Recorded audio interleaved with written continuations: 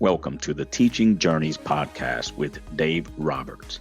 A unique skill all humans have is the ability to share information across generations. And the Teaching Journeys podcast does just that.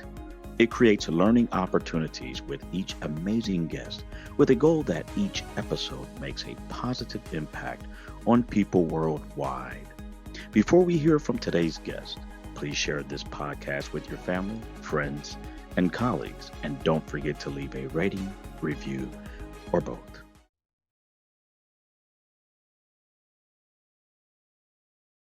Hi, everyone, and welcome to another episode of the Teaching Journeys podcast. I'm your host, Dave Roberts, and it is my pleasure today to have as my guest Dr. Robyn Odegaard. Let me give you a little background on Robyn.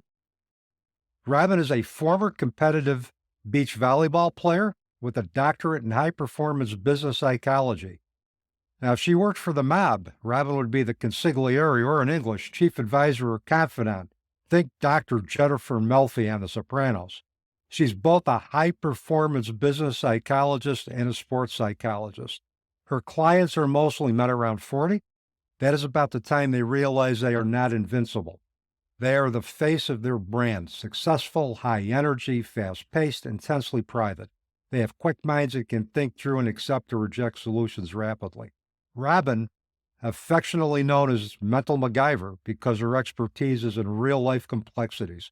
She knows how to ask the tough questions to drive creative and resourceful solutions using a Swiss Army knife of whatever knowledge, tools, ingenuity, and abilities are available. Each of Robyn's clients gets an individual ringtone in her phone, and when you work with her, no topic is off limits, and there is no such thing as TMI or too much information. She has real-world peak performance experience, a top-notch formal education, and she has been changing the lives and businesses of high-profile leaders for over 15 years. I think with that should be a wrap on the podcast. I think we're good. But that's a pretty good introduction, Dave. Thank you. Oh, you're welcome. But we got a lot more to talk about. But just briefly in terms of how Robyn and I crossed paths, I was referred to Robyn for your Quick Hits podcast by Mario Fields, a mutual friend of ours. Mm-hmm. And Mario is also the voice behind the intro and outro for the Teaching Journeys podcast. Nice. Which means as I get older, my world gets smaller. And I had an initial session with Robyn, an initial conversation, and we hit it off really well. And I have become kind of a quick hits junkie.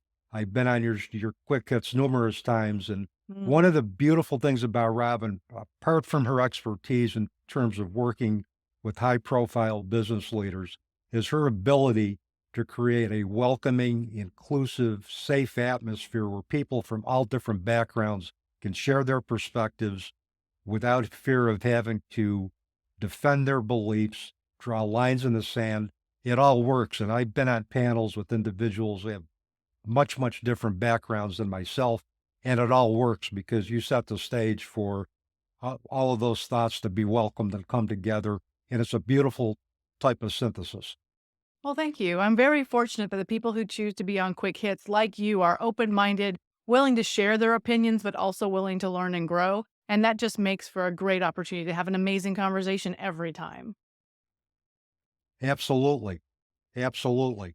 And so anyway, what we are going to talk about today is essentially your 5-point paradigm for creating success out of chaos.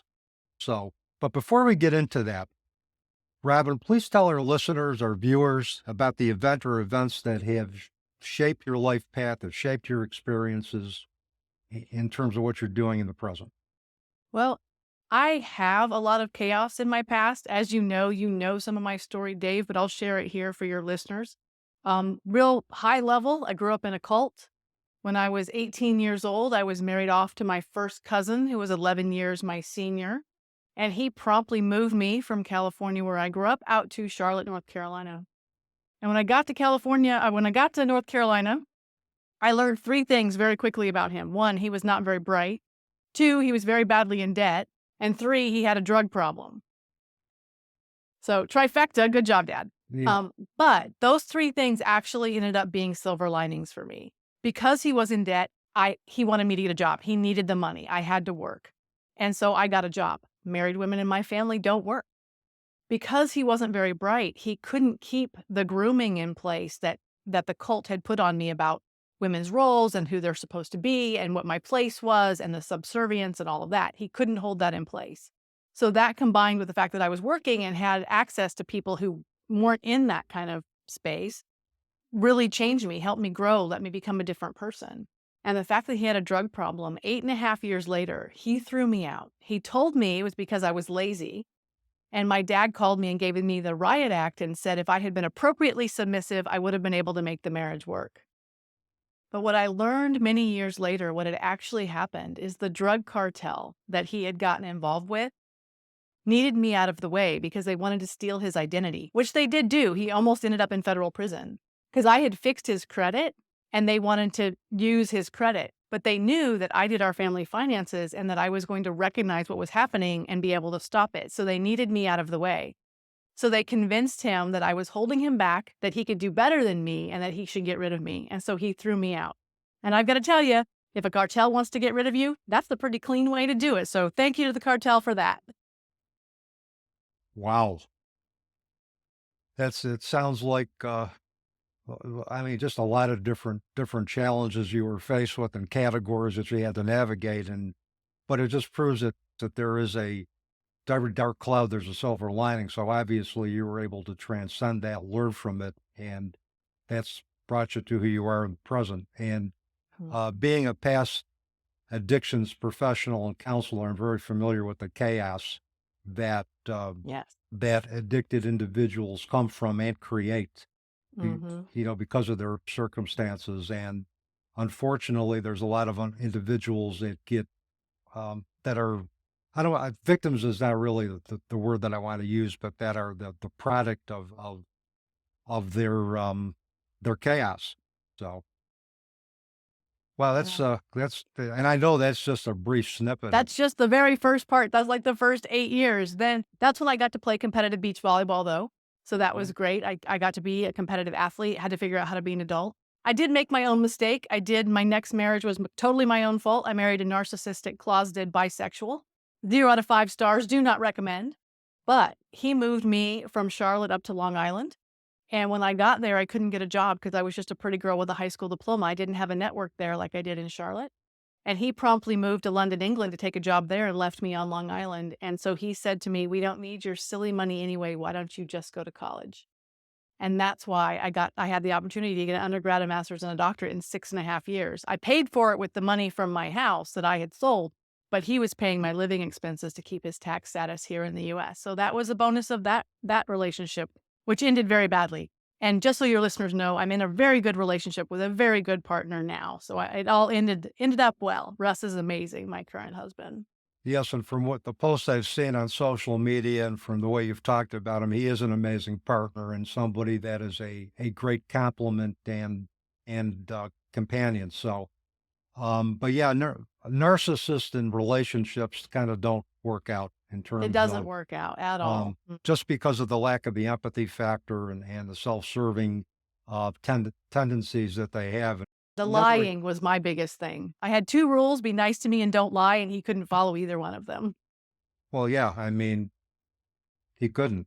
Because he didn't have the potential for empathy or the capacity to tell the truth. And is there more?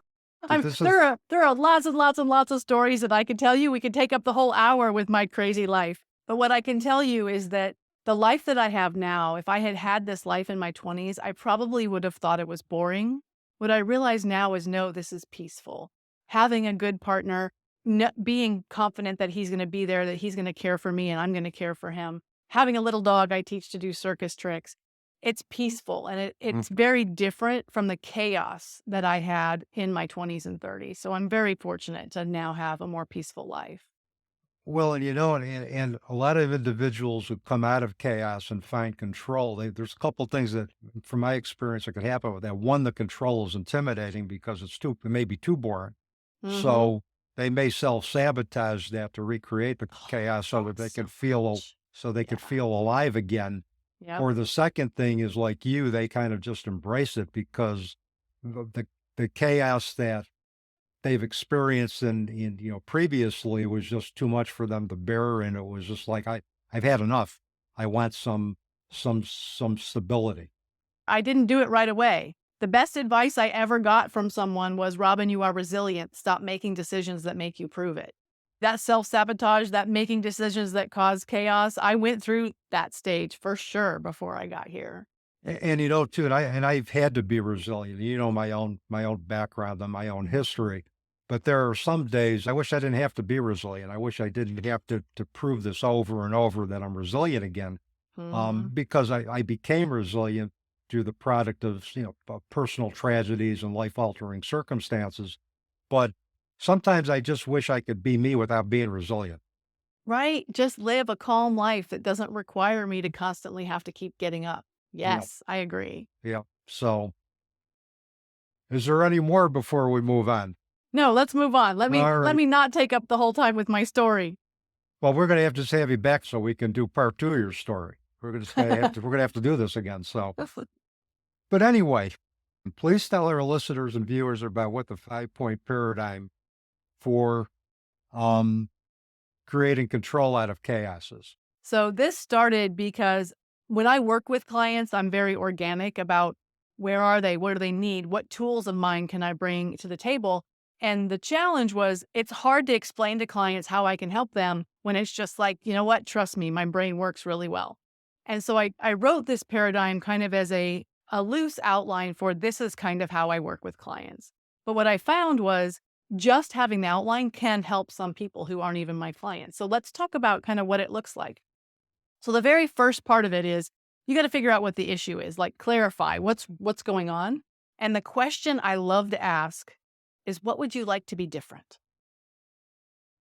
And the reason I ask that question rather than what are your goals or what are your dreams or what does your ideal life look like, which I do ask that question sometimes too. But the first question, what do you want to be different? Is it really allows someone to talk about what's not working for them. It gives them permission to really say, this is what's broken. And that helps me understand where they really are. And we can then get to what are your goals from that? What is it? What do you want to be? Which gives you, so that's step one. What do you want to be different? Step two, craft your strategy. What are you going to do? So this is problem deconstruction type things. Problem deconstruction, backcasting, pre-mortem, all of that kind of stuff, right? What are we trying to do? What's the strategy? Then the third one is, okay, tactical plan. You got to equip yourself, resources, skills, knowledge, processes, all of that. So that three parts of it, all my organizational development background, that's exactly what all of that is. And it's very prefrontal cortex, logical brain heavy, right? Here's where it gets hard though, because step 4, that's when we start talking about what are your psychological barriers? What are the things you know you should be doing, but you're not doing them? And that's got to be tough to get individuals to talk about those barriers. And I think particularly for the clients that you deal with, because with men, it's very difficult to admit our vulnerabilities because we are conditioned to be strong, the problem solvers. Feelings tend to be something that we have a very, love-hate relationship with. I think mostly hate because of what feelings have been told to represent them as being a sign of weakness and vulnerability. I also got to believe it's also got to be tough for them to identify what it is they want to be different, but yet empowering, because probably nobody's ever asked them that. It's interesting because by the time someone comes to me, something's going sideways. People don't come to work with me because their life is all peachy keen and great. Mm-hmm. They come to me because something is wrong. They're overstressed. They know they make better decisions if they have someone to talk to. They may have tried therapy and realized that a therapist that knows nothing about business asking them, well, what do you think you should do? Isn't helpful. No. And they've often even had executive coaches, which are great humans. I have so many friends and colleagues who are executive coaches, but they're very much focused on the business. Mm-hmm. If these guys that I'm working with, they have spouses and siblings and parents and a whole life of stuff that they can't talk to their executive coach about because it's just inappropriate for that relationship.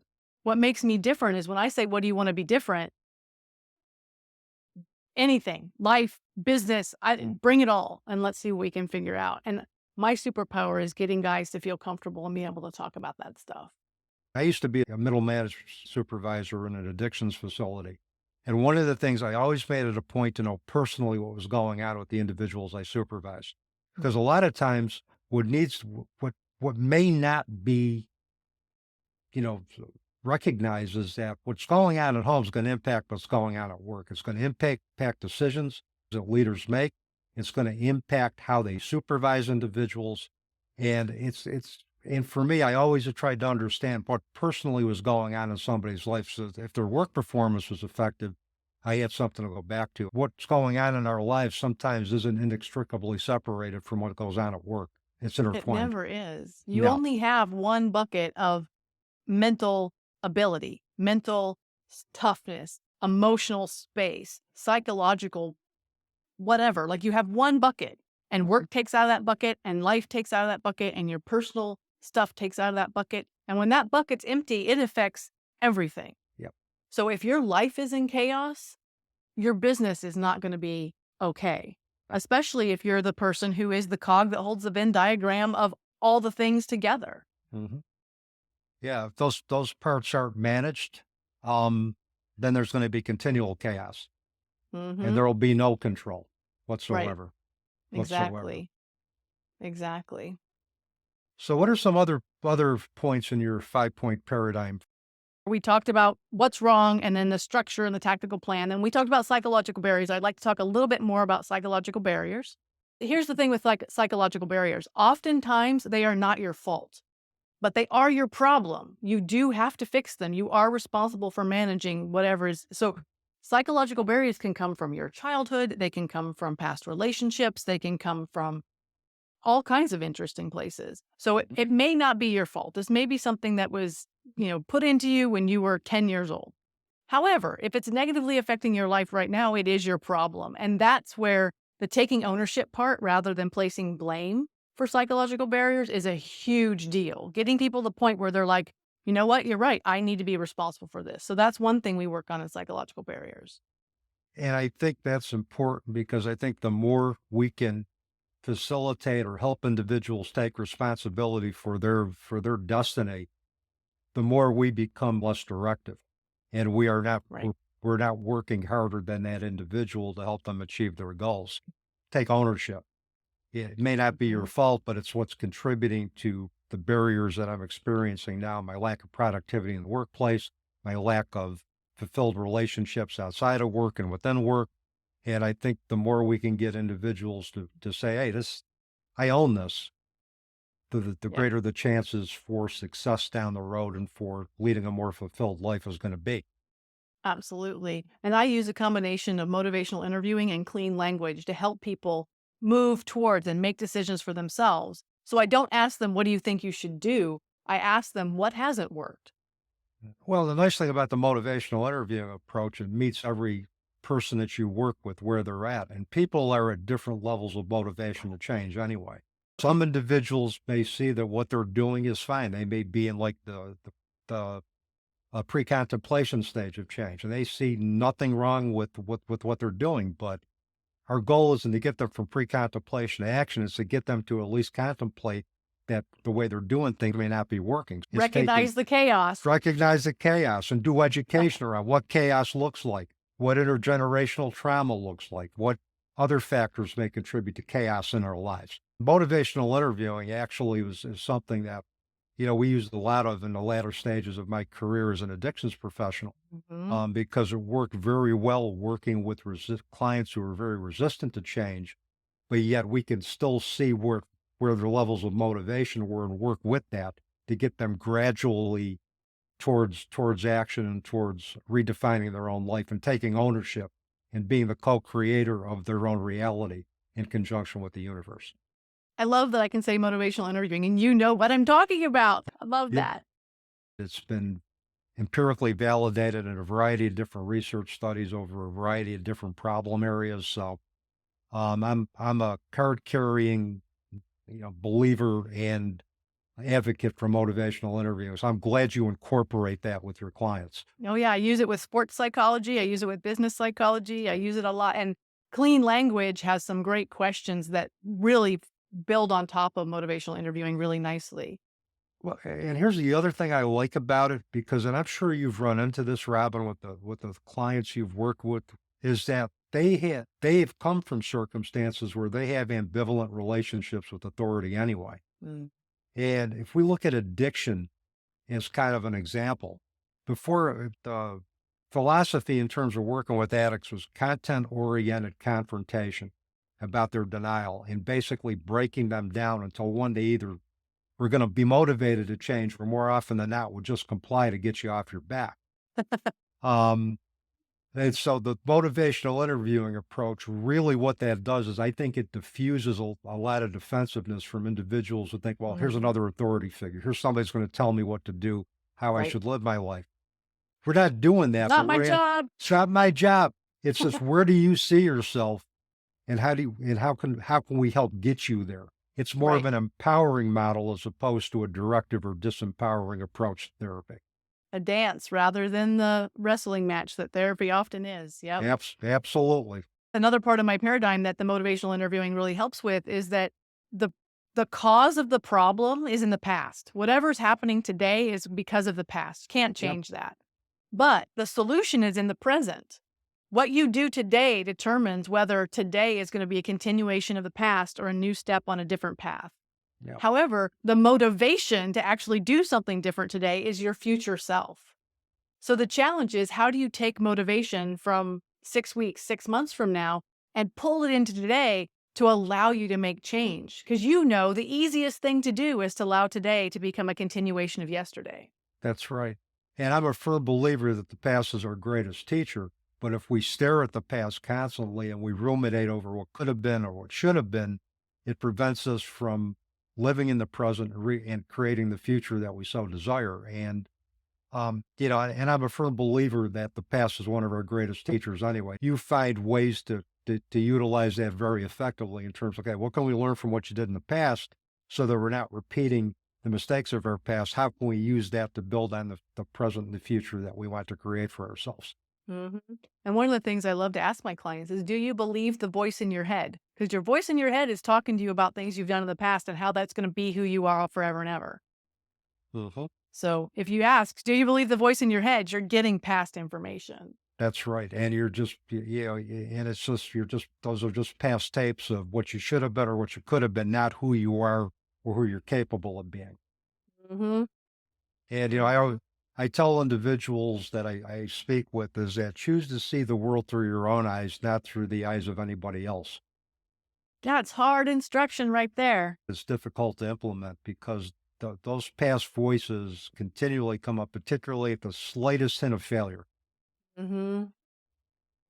Absolutely. So should we go to step 5 of the 5-point paradigm? That sounds like a plan to me. All right. So step 5, you need to nurture your support system. And what that means is, what are the people, places, things, and habits that are either helping you and moving you forward? And what are the things that are hindering you and keeping you back? Because if you're going to step onto a new path, you need to lean into the people who are helpful, the places, the things that are helpful, and lean away from the things that are going to be pulling you back. And this can be relationships. It can be emotional stuff. So you've got to cultivate your relationships, embrace your spirituality, whatever that looks like for you. If you have any spirituality, go there. Prioritize your health. I cannot tell you how many people self-sabotage their success because they ignore their health. That is a huge thing, especially with my executive clients. And I think particularly, there's a connection between mind, body, spirit, and success.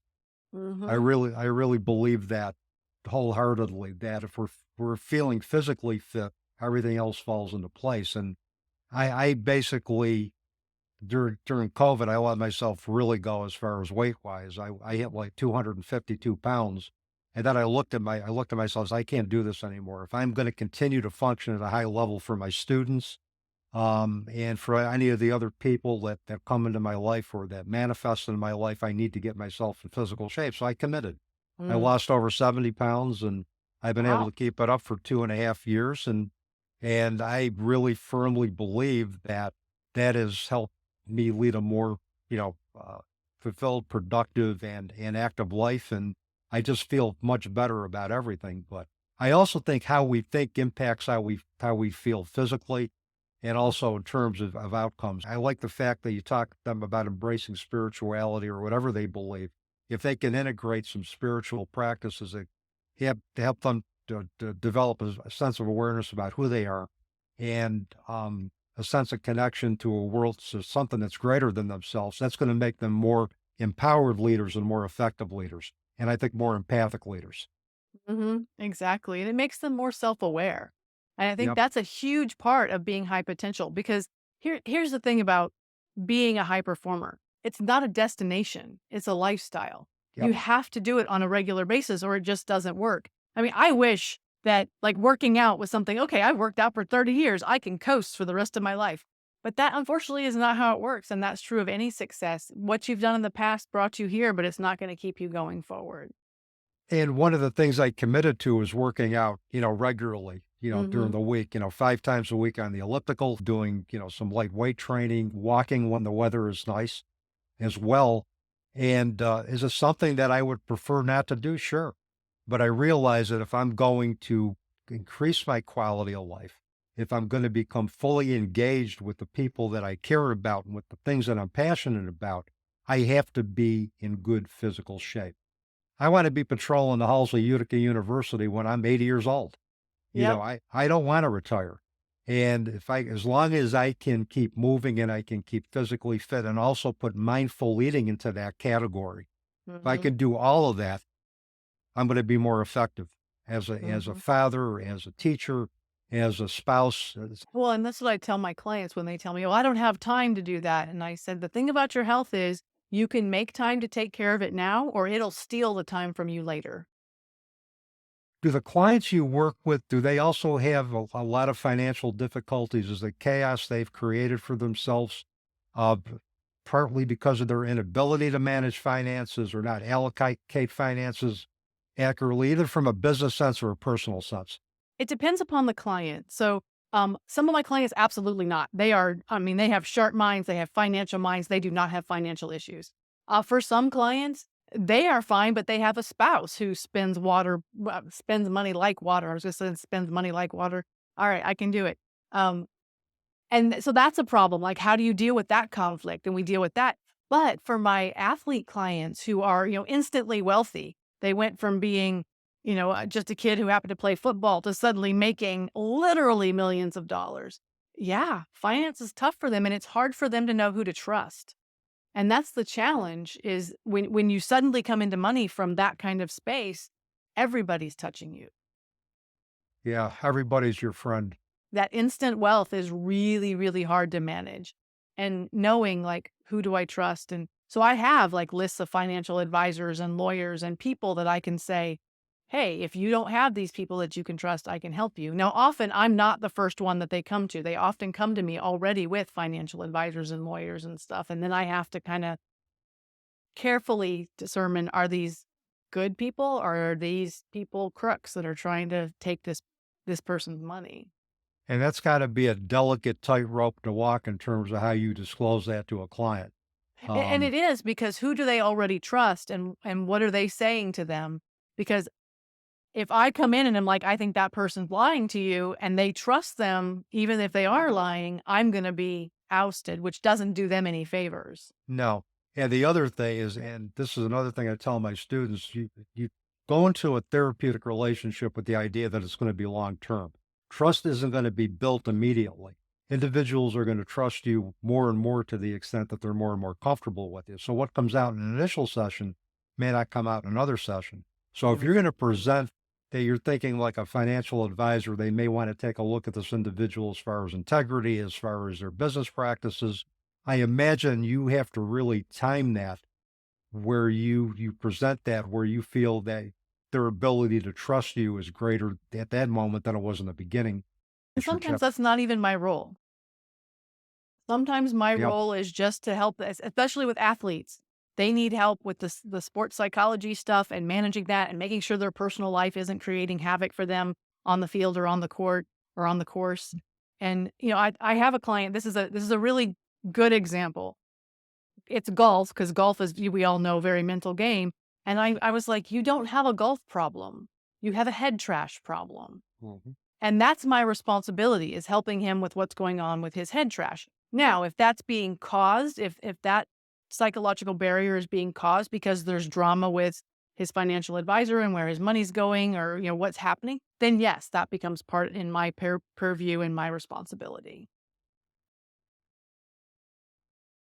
There's something else I was going to ask you about support systems. Do you find that as clients become more insightful about what they need to do to get from to control, from chaos, do you find that the people that they have in their support network kind of changes, or is their support network kind of fluid? Do they keep the same individuals? What have you found with that in terms of how they view support, differently? Yeah, the high performance executives, the founders and executives, don't tend to have very many people that are close to them. And they've already cordoned off people who aren't good for them, for the most part. Not always. Some of them do have still some toxicity in their lives, but they've done a pretty good job of cordoning them off. But that always spills out. If you have a mother who's toxic, unless you cut her off 100%, no contact, zero, she's going to create chaos sometimes. Mhm. And so they can come to me if they're in a situation, like if they're getting divorced. And we can kind of have to decide, all right, what does this look like? Anyone who's been divorced knows that which friends go where and how does that work and who's mad and who's not and what happened. And some of that depends on the story. So as you said earlier, I meet my clients where they are. And if they have toxicity, I can talk. Hold on. If they have toxicity in their lives, then it's my responsibility to kind of help them sort that and create boundaries for them. If they need more support, it's my responsibility to help them find those people and make that happen. But that's the challenge, that when people come to me is often they're already been burned by somebody. Because you know this, Dave, the world has so many people who claim to be coaches. And the coaching world it's a very deep pool full of very shallow people.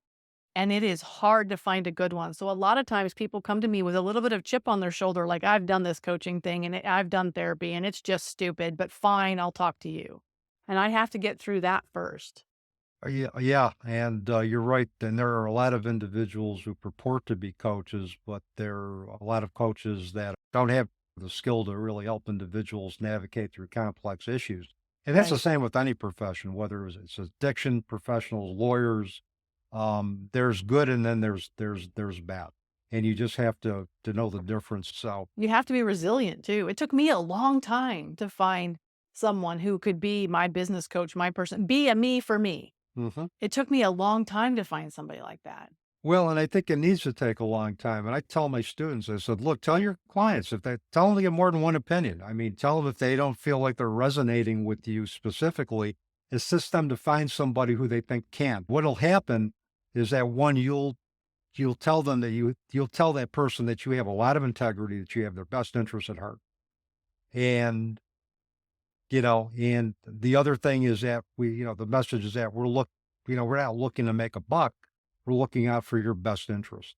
My business has the powerful conversation at the front of it. You don't get to be one of my clients until after we've had a powerful conversation, which is 2 hours of doing the work. And that tells us two things. Are we compatible? Do you like my style? And it tells me where they are in their life. And we can decide, are we a good match together Mhm. for what you're trying to accomplish? And it also tells you if they're willing to do the work and to do what it takes for them to get to the next Responsibility. step. Yep. And the work isn't always going to be pretty. It's not going to be taking a deep dive look at ourselves is never pretty, because we have to look at the negative parts of ourselves and the things that the opportunities we've missed, the regrets that we have, and that's not always a pretty thing to do. So, Mhm. And that's one of the things I ask my clients. Do I have permission to push you? And do you have the ability to say to me, enough for now? Like, do you feel confident enough to be able to say, I can't right now? Because that's and important. well, it is important to allow clients to find their emotional comfort zone, to let you know, hey, I think you're pushing me too far right now. I need to stop here, but with the option of knowing that we can come back to this at any time. But that's a Mhm. part of building a trusting and healthy therapeutic relationship with the client. Mhm. So let me ask you, do you feel has been the impact of your 5-point paradigm program and helping those you serve? And another question is, what makes your program similar or different or unique from other programs that you've seen? So, what impact have I had? The impact that I've had is that this paradigm allows me to build that trust to help people quickly. Sometimes in the 2-hour powerful conversation, we can uncover some amazing things where they can make change and they can grow. And I know that because it took me years to put this together and to build it, and I've used it over and over. It's got legs. I know it does. The thing that makes it different, I think, part of it is it's me, my background, my experience, my own chaos. There's almost nothing a client can come to me with that I can't say, I understand that. I've been there, I've taken someone through it, or I've gone through it myself. So that's part of what makes it different. But I think the psychological barriers part, that part where we can actually look at the really hard stuff and say, okay, we've got this whole prefrontal cortex figured out stuff. Mm-hmm. Why aren't we doing it? What's happening there? That's what makes it so, so powerful. And my client's willingness to go there with me and be like, yeah, I want to do it and I'm not. How come? And we get to explore that. And it's so individual. And it's got to be satisfying too, because you bear witness to their stories in terms of how they got there, and you also bear witness to them redefining the narrative of their lives based on what they've learned and are willing to integrate from your conversations. Exactly. And a lot of my clients will tell me, you're the only person that knows the real me. I had one client one time say to me, Robyn, I feel like I pay you to be my best friend and you're so damn good at it, I don't even mind. Yeah, and I could see where you are so damn good at it, just because of the contact I've had with you. And I know if I was if I was a high level business leader, I'd come to you in a heartbeat No, thank if I you. was having issues, because you just, there isn't any place you're not willing to go, and there isn't anything that probably too much is going to surprise you at all. I mean, Right. and which is good because we need individuals who can put up with TMI, so to speak. Are not Exactly. won't back down from that. So And I have clients sometimes, they'll text me and they'll say, I'm sorry to share so much information. And I'm like, that's the whole point of this. That's why I'm here. Never apologize for getting stuff off your chest and sharing the whole truth with me. yeah, and sometimes I think that's a reflection of their. Well, I'm imposing on you a reflection of their. Sometimes their. I think low self worth. The Well, and the apologetic. cultural belief that men are Yeah, supposed to always do it on their own. Like, yeah. it's not a And thing. the other thing I've learned is I usually find out how a man is feeling by asking them what they're thinking first. Mhm. Because if I ask a guy what they're thinking, and then I can ask them, well, how do you feel as a result of that thought? They can access their feelings much differently. But if you ask a guy how they're feeling, you might as well, for most guys, you might as well have them just build a rocket ship and fly it to Mars. They're probably going to have better success of doing that because they Yep. just don't access their feelings directly.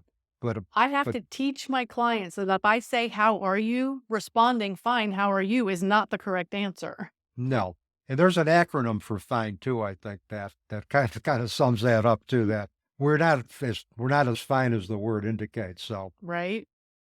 but anyway, just kind of going to the wrap up portion of the show. Just a couple more questions. Is first, what are one or two takeaways from your life experience that our listeners can latch on to help them through their own life challenges or life path? So the thing I always have to share when someone asks me that is what I said in my TEDx talk, which is when you learn there's no water in a well, stop going there looking for a drink. I think too often we expect people to be able to give us things they don't have to give, whether it's love or companionship or whatever. And we keep going back and we keep saying, give me this thing, and they have no water and you're still thirsty. So when someone shows you who they are, believe them and remember. Hmm. Yeah, and I also think that people, you'll find out who people are more not by what they say, but what they do. And Mm. I also believe that you look at the nonverbals and the behavior behind the words, and if there's some incongruity there, trust what you're seeing behaviorally is what you're getting. If someone says, I'm sorry, it should mean I hurt you. I won't let it happen again. Not stop being angry with me. Yeah, I think for me, when I say sorry, it's about owning and it's about being accountable. Is that owning that I made a mistake, owning that I misjudged a particular situation or a person's intentions. And when I say I'm sorry, I'm being accountable. It's not blaming any, yeah, you're right. It's not, don't hurt me or blaming somebody for hurting. It's just, I'm sorry, I screwed up. And that's a Right. difference. Mm. So finally, and how can people get in touch with you if they want to know more about your services? How can they contact you? This is an opportunity to promote yourself for as long as you want to. At the Oh, end, thanks, Dave. you're So the welcome. easy places to find me, I'm on LinkedIn, Dr. Robyn Odegaard, which I'm sure you'll have in the show notes. Yep. My website, you can find me at drrobynodegaard.com, or you can use mentalmacgyver.com. Because that is my moniker, Mental MacGyver. So mentalmacgyver.com will also find me. And the Quick Hits podcast, which you noticed, is on YouTube, so you can search there. And if you look for Dave, he's been on there a few times, so you can find the shows he's done as well. And I can tell you, just how many episodes you done of Quick Hits now? 600? 600, yeah. Yeah, and I would go to Robyn's YouTube channel at Quick Hits and access any one of those 10-minute discussions. They are the most enlightening 10-minute discussions that you'll ever run into, just with some really great people that she has connected with. She's got a very impressive network of really creative thinkers and leaders. So check that out if you want. Yeah, or some really, really unique and different perspectives that will really energize your own life. And with that, Robyn, thank you so much for being on the Teaching Journeys podcast. I always enjoy our conversations. It's always a pleasure, Dave. You are so much fun to talk to. And likewise. And with that, that is a wrap on another episode of the Teaching Journeys podcast. I am your host, Dave Roberts, wishing you peace. Thank you for listening to this episode, and please remember to share this podcast with your family, friends, and colleagues, and don't forget to leave a rating, review, or both.